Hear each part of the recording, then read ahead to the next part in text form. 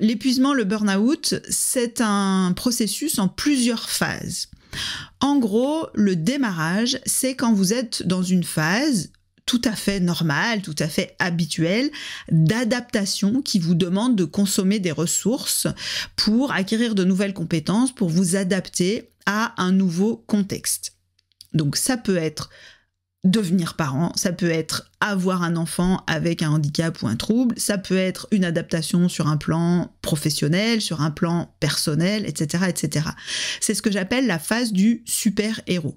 Dans cette phase, évidemment, on développe des capacités. C'est une phase qui coûte de l'énergie. Et alors, pourquoi je l'appelle la phase du super-héros? Parce que là, on fait plus que ce qu'on est capable de faire d'habitude.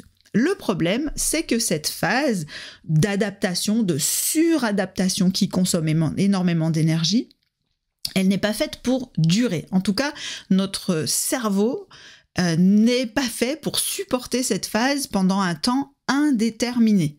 En gros, c'est soit contextuellement cette phase s'arrête, on avait une surcharge à un moment donné et puis elle s'arrête, c'est terminé, ou bien on a mis en place de nouvelles compétences qui font que ça n'est plus une surcharge et qu'on a pu s'adapter normalement. Donc, le burn-out, il va se manifester quand cette phase dure trop longtemps. Et là, on va basculer dans ce que j'appelle la phase de la voiture folle. Alors pourquoi la voiture folle? C'est parce qu'on commence à avoir plein de signaux qui s'allument comme sur le tableau de bord d'une voiture. Oulala, attention, les freins déconnent. Oulala, attention, vous n'avez plus d'essence. Oulala, attention, le joint moteur, il y a un problème. Mais malgré ces voyants, qui sont en fait les symptômes, on continue à rouler comme si de rien n'était. On roule à 130, 150, 180 sur l'autoroute. Pas de problème, on va y arriver.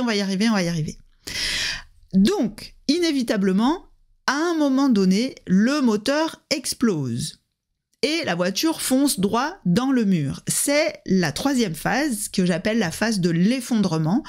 Donc, en gros, c'est un mécanisme de protection, c'est-à-dire que votre cerveau vous a dit « je t'ai allumé tous les voyants du tableau de bord, mais tu n'as pas arrêté la voiture, tu t'es pas garé sur le bord, tu n'as pas appelé une dépanneuse, tu n'as pas rempli ton réservoir d'essence, tu n'as pas réparé tes freins.